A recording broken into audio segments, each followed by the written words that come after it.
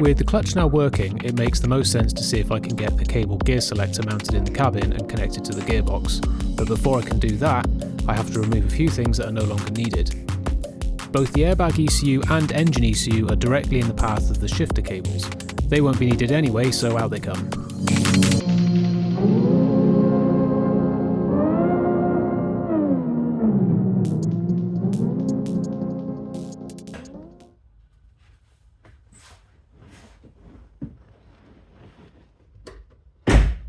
Okay, so with the dashboard removed and everything from the original Micra's gear selector linkage removed, I can now properly mock up where I want to put this thing.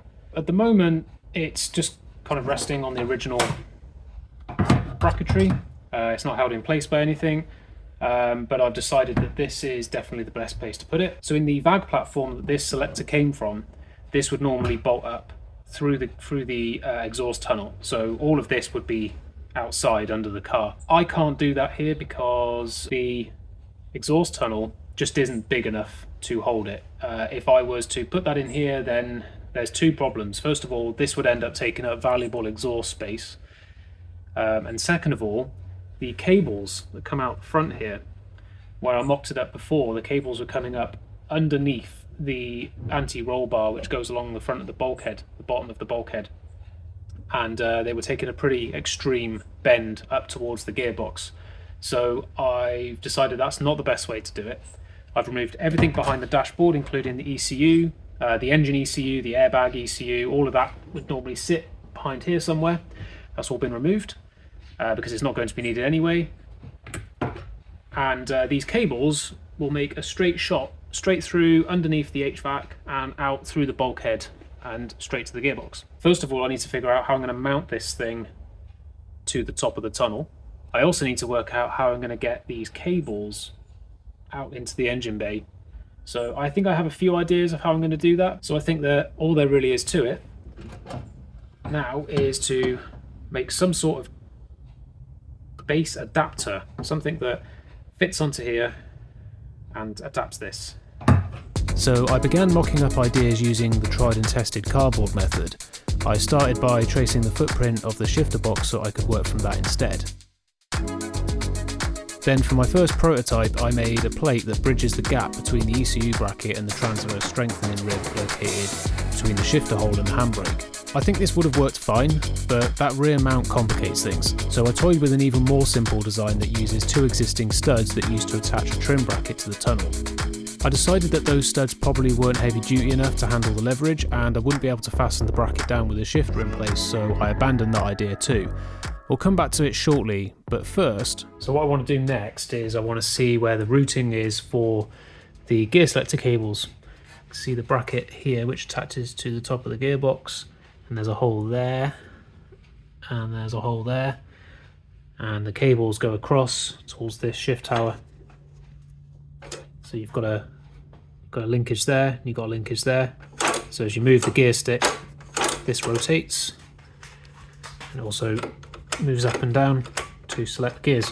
The way I'd looked at this before was I was looking inside the cabin and I was trying to work out the best place for it to go based on the driver position, but I realised that because of the length of these cables are fixed, I can't shorten them or lengthen them in any way, not easily anyway. I don't want to end up with having too much cable because the overall length of this car is quite a lot shorter than the car that all of this came out of. So it is possible that the cable's going to be a bit too long. What I don't want is for the cable to be coming out of here and then getting all bunched up in this area, because if it does, then it's very close to the turbo, very close to the hot side of the turbo as well, and the exhaust that will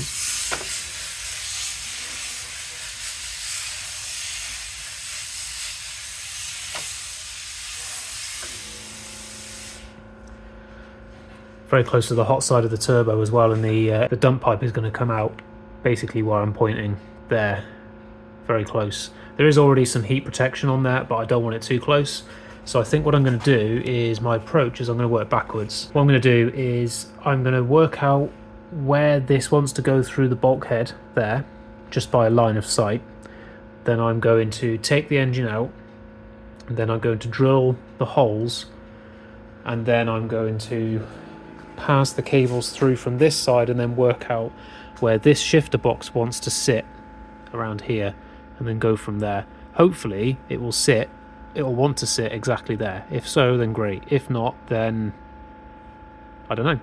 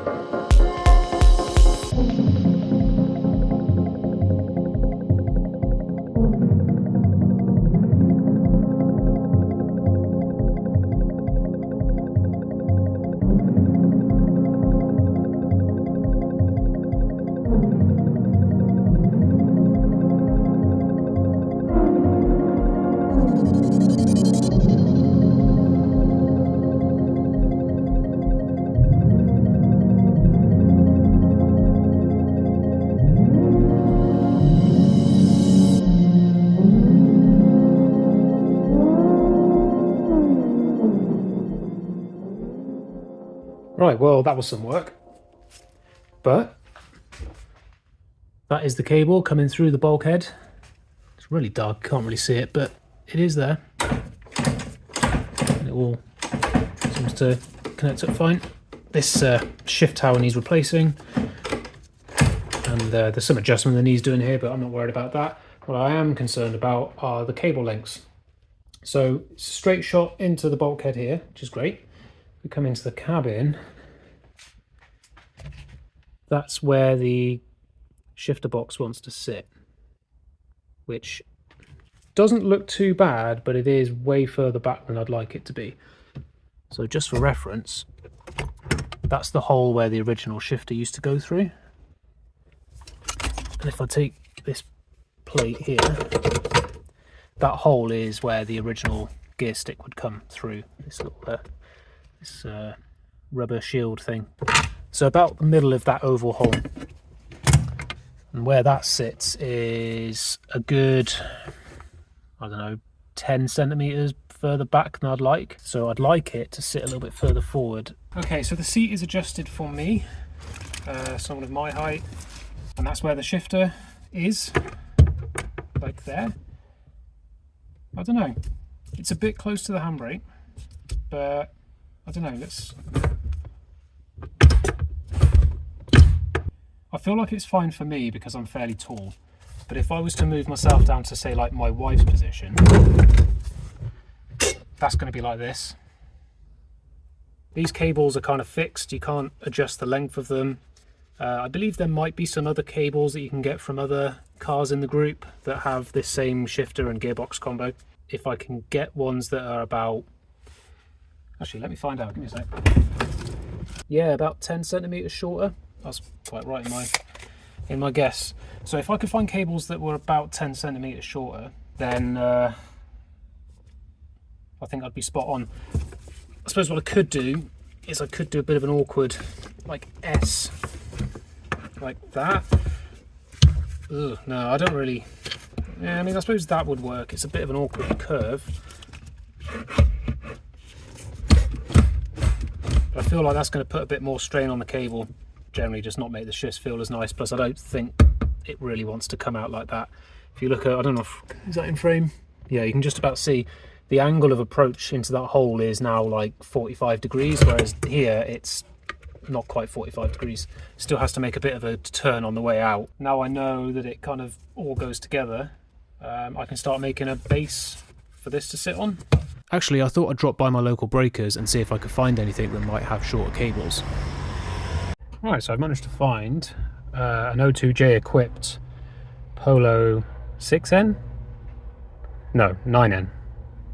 And it seems to have the same kind of shifter, slightly different to the TT one that I have, but apparently it's the same one. Based on what I understand about these ones, gear cables are slightly shorter. I don't know this, so I'm going to try and see if I can free these ones up and measure them. And if they are, then they should just be a drop-in replacement on the other shifter. Now, the way that these attach, these bolt up from the bottom, and this car's way too low to the ground for me to get underneath, and I'd have to remove the exhaust, heat shields, that sort of thing, and I'm not going to do that today. I'm just going to remove as much of this plastic trim as I can, and then I'm going to try and see if I can cut around the exhaust tunnel and see if I can just lift the whole thing out and free the cables that way. So I've got a bunch of the surround out. I've also cut away some of the carpet using these scissors. So now what I'm going to do is I'm just going to loosen these off, and then hopefully I'll be able to see where the bounds of the box are and use the holes as a starter so that I can use my nibbler. It nibbles to hopefully cut the perimeter out and pull the whole thing up through the middle. Right, so I've taken the bolts off. Can't really drop it down that much, but I have been able to use this locator hole to get my nibbler in. If you look down here, the nibbler, I mean, it just peels the metal away, which is kind of handy, because in scrapyards you're not allowed to take power tools or anything that makes sparks. So this is a pretty good way of doing it. It just takes a long time. So I'm going to go around the perimeter now. Using a hand nibbler takes a lot of time and absolutely kills your hands. So I used my drill to make holes around the perimeter of the box, which meant I could join them in small sections with the nibbler. The seats made this job a lot harder around the handbrake area, and I couldn't remove them because of course they use a triple square bolt that I don't have the tools for. Not that I would have been able to get anything in there given how full of crap it was. Eventually, with enough metal cut away and the cables unclipped from the gearbox at the other end, I was able to lift the entire assembly out from the inside, just as I'd hoped.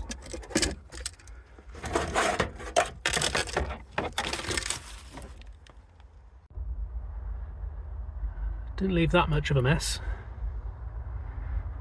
A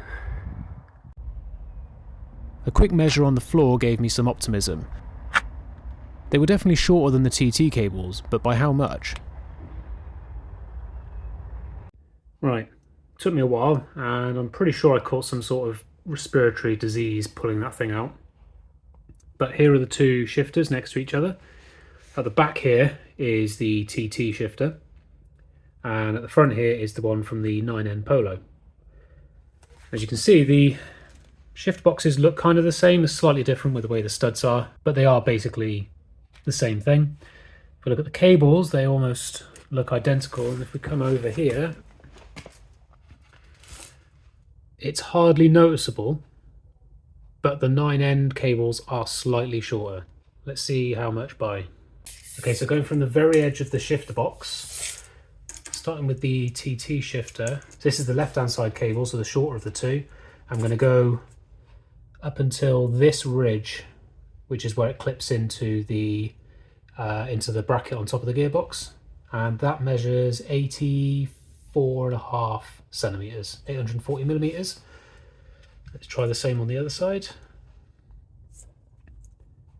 And this one measures in at 80. So that's a 4 centimeter difference, or 4.5 centimeter difference.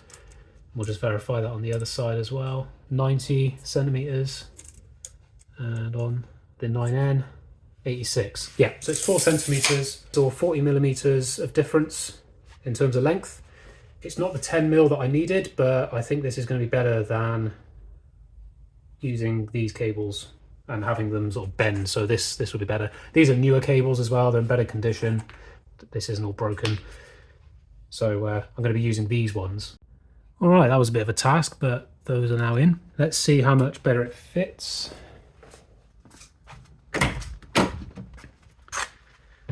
Here's where we're sitting now.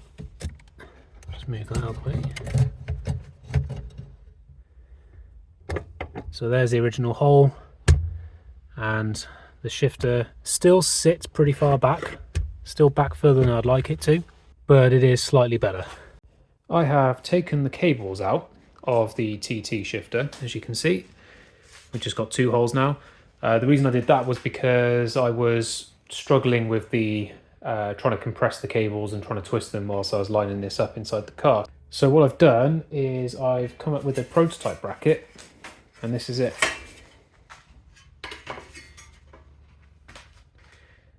So this is just made from scrap steel for now, and the way it works is it just goes on there like this, laying it down, and you'll notice that on this plate here there are 3 holes here.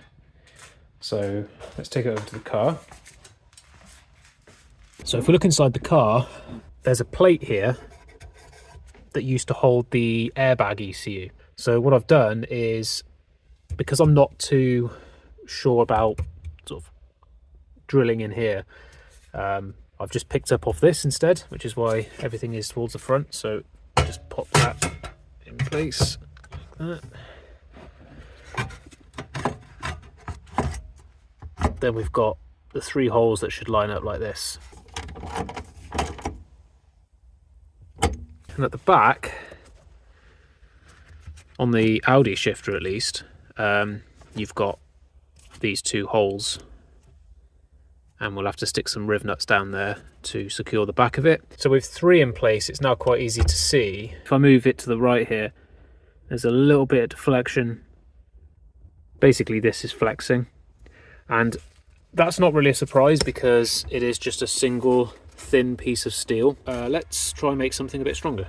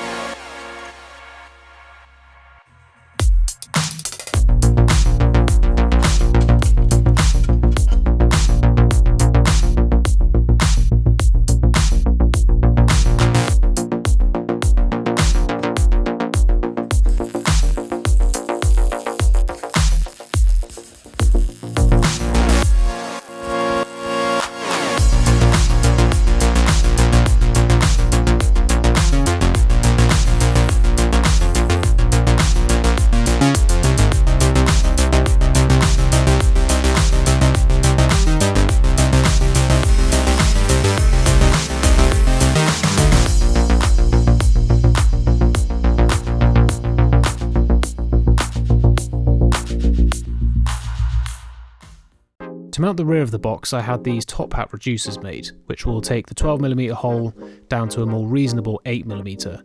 I say reasonable as if 12mm is a problem, but in reality it's because a riv nut setter tool that will do M12 riv nuts is twice the price of a smaller tool that goes up to M8. I'm not made of money.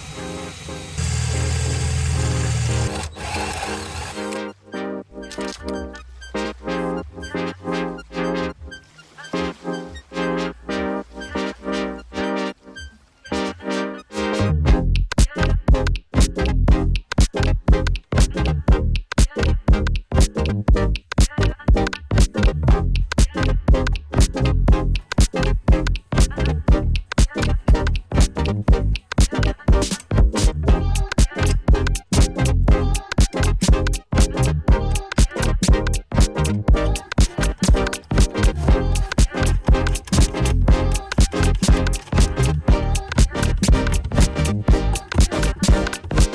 few coats of black paint and the bracket is complete.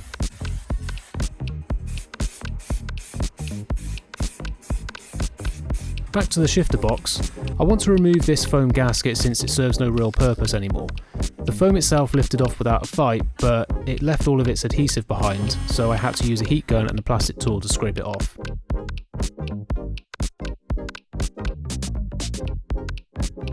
Now to remove the cables from the Polo shifter so they can be transplanted into the TT shifter.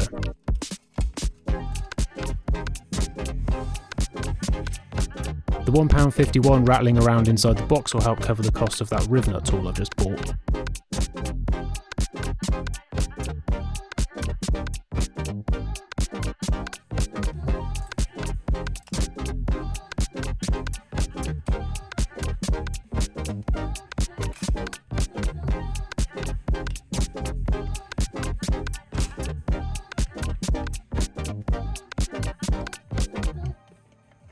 The cables go back on without much effort. Just make sure that when pressing the bottom cable onto the ball joint you use something hollow like a socket, because the joint extends past the bushing.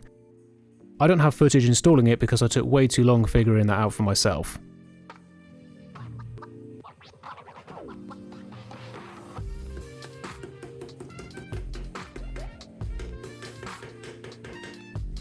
During the mock-up stage, the bottom of the box was detached. Now that I've reattached it, those studs get in the way, so they get hacked off.